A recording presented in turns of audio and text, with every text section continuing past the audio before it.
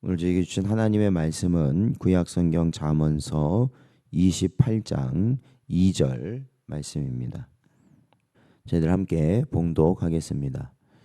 나라는 죄가 있으면 주관자가 많아져도 명철과 지식 있는 사람으로 말미암아 장구하게 되느니라. 아멘. 기도하겠습니다. 하나님 아버지, 지난밤도 저희를 하나님께서 붙잡아 주시고 오늘도 주님 앞에 나아올 수 있는 은혜를 허락하여 주시어서 많은 비가 내리는 가운데서도 하나님을 예배하고 말씀을 듣고 기도할 수 있는 은혜를 주시니 감사드립니다. 연약한 저희들의 심령을 새롭게 하시며 늘 하나님의 뜻대로 살아갈 수 있는 복된 저희들 되도록 인도하여 주옵소서. 간절히 바라오며 예수님의 이름으로 기도하옵나이다. 아멘. 오늘은 교회가 바로 서야 나라가 바로 섭니다 라는 제목으로 하나님 말씀 증거합니다. 오늘 본문에 나오는 이 죄로 번역된 말은 이 단순히 일반적인 죄가 아니라 이 반역이나 배반 등을 의미하는 단어입니다.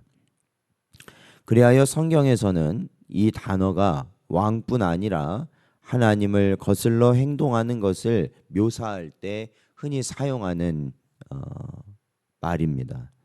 따라서 이는 정당한 규범이나 만왕의 왕 대신 하나님의 말씀이 무시될 때 너도 나도 패권을 주장하며 우두머리로 자처하는 자들이 많아짐으로써 나라가 혼란과 무질서에 빠지게 되는 것을 말하는 것이라고 할 수 있습니다. 우리는 이러한 현상을 남유다와 분리된 후 끝없는 음모와 유혈, 구테타로 인해 수없이 왕조가 뒤바뀌던 북이스라엘을 통해서 우리는 분명히 볼 수 있습니다. 하나님께서는 이러한 북이스라엘을 향해 이렇게 말씀하셨습니다. 호세아서 8장 4절 말씀을 보면 그들이 왕들을 세웠으나 내게서 난 것이 아니며 그들이 지도자들을 세웠으나 내가 모르는 바이며 그들이 또 그 은금으로 자기를 위하여 우상을 만들었나니 결국은 파괴되고 말리라 말씀한 것입니다. 하지만 이러한 모습은 비단 이스라엘뿐 아니라 로마 제국 말기에도 볼 수 있었듯이 국가가 몰락하며 법과 제도, 윤리 등이 힘없이 무너지는, 즉 사회가 전반적으로 부패해져 갈 때 이 공통적으로 일어나는 현상이기도 합니다. 그렇다면 이러한 시대에 혼란과 무질서를 바로잡고 올바른 도덕과 권위를 회복하여 나라를 일으켜 세울 자는 과연 누구인가라는 것입니다. 오늘 본문 말씀에서 솔로몬은 그러한 자를 명철과 지식이 있는 자라고 분명히 말하고 있습니다. 물론 여기서 명철과 지식이란 단순한 인간적인 지혜나 지식을 말하는 것이 아니라 하나님의 계시와 말씀을 통한 것임을 말하고 있다라는 것을 우리가 명심해야 됩니다. 그러니까 결국에 나라가 혼란스러울 때, 사회적으로 윤리가 무너지고 공의가 사라져가는 이 혼란스러운 사회적 모습이 나타날 때에 이 나라를 바로 잡을 수 있는 그러한 존재들은 누구냐면 바로 하나님이 주시는 진리 가운데 있는 자들이라는 겁니다. 우리는 이러한 모습을 다윗을 통해 분명히 확인해 볼 수 있습니다. 즉 다윗은 철저한 신앙에 근거한 지혜와 용기를 가지고 사울로 인해 파분오열되어 있던 나라를 수습하고 통일하여 당대의 최강의 국가를 만들었던 것입니다. 그리고 이는 후대에도 여호사밧이나 히스기야와 같은 왕들에게 계승되어서 이 남유다는 북이스라엘 멸망 이후에도 150년 가량이나 더 유지될 수 있었습니다.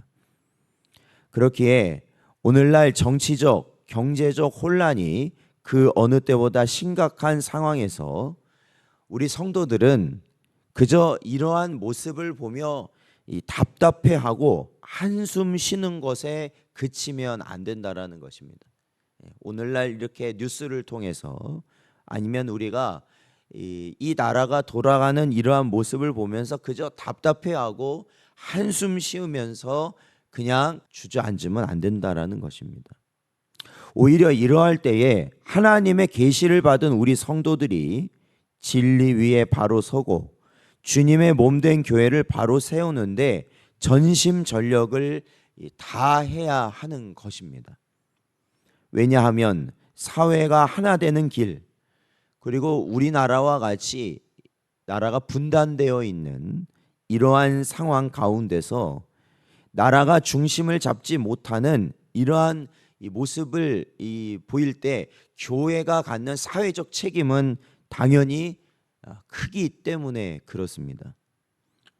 교회가 계시의 말씀을 제대로 선포하고 거룩한 권위를 세우고 이와 함께 사회의 모범이 되어 바른 길을 제시해야만 사실은 이 사회 역시도 안정을 찾을 수 있는 것입니다.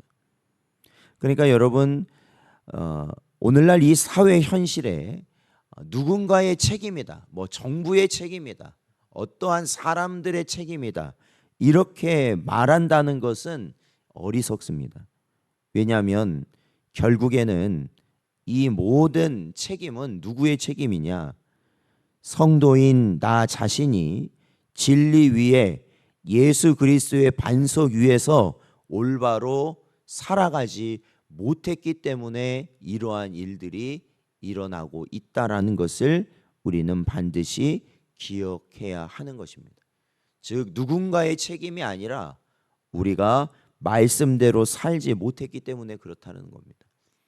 세상의 모든 이들이 인간의 욕심, 즉 그 탐욕을 채우기 위해서 집단적으로 달려드는 그 혼란 가운데서도 사실은 우리 성도들이 우리 자신은 그 욕심을 버리고 사실은 우리가 예수님께서 가셨던 우리가 죽어야 하는 길을 우리 성도들과 교회는 가야만 하는 것인데, 사실은 교회나 우리 성도들 역시도 이 세상의 탐욕의 자리에 버젓이 우리 자신을 맡기고 휩쓸려 살아왔기 때문에 이러한 결과가 우리 눈앞에 펼쳐지고 있다라는 것입니다. 마태복음 16장 18절 말씀을 보면 또 내가 내게 이르노니 너는 베드로라 내가 이 반석 위에 내 교회를 세우리니 음부의 권세가 이기지 못하리라 말씀하신 것입니다.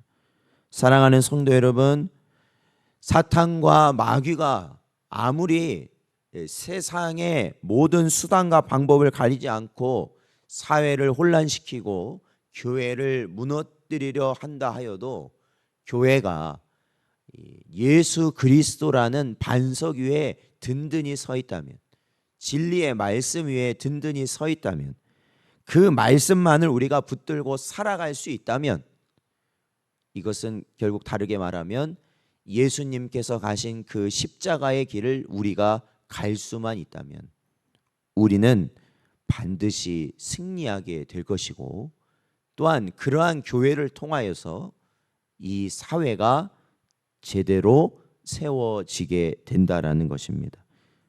그러므로 사랑하는 성도 여러분, 우리는 이러한 때에 나라를 위해 더욱 뜨거운 마음으로 기도해야 합니다. 나라를 위해 기도해야 됩니다. 우리의 가정을 위해 기도해야 됩니다. 그리고 우리 교회를 위해 기도해야 됩니다. 그리고 그와 함께 어떠한 것이 가야 되겠습니까? 말씀으로 내 자신의 육신의 요구를 이겨내야 된다라는 것입니다. 우리가 말씀에 승복하고 성령 하나님께서 우리에게 원하시는 길을 가기 위해 힘써야 한다는 겁니다. 정의의 길, 또한 하나님의 법이 세워지는 그 길에 우리가 온전히 힘써야 한다는 것입니다. 그러려면 다른 길이 없습니다. 그것은 바로 내 자신이 죽어야만 그 길은 열어지게 된다라는 것입니다. 사랑하는 성도 여러분, 오늘도 이 길이 우리가 하나님의 나라의 백성이면서 동시에 이 땅에 이 한국이라는 대한민국이라는 이 나라에 속한 사람으로, 또한 우리의 가정에 속한 사람으로, 우리 교회에 속한 사람으로 살아가는 자들로서 우리가 죽는 그 길이 교회가 살아나는 길이고, 우리의 가정이 온전해지는 길이고, 이 나라가 하나가 되는 길이라는 것을 우리는 반드시 깨닫고 오직 그 복된 길을 갈 수 있는 여러분 되시기를 주의 이름으로 축원드립니다.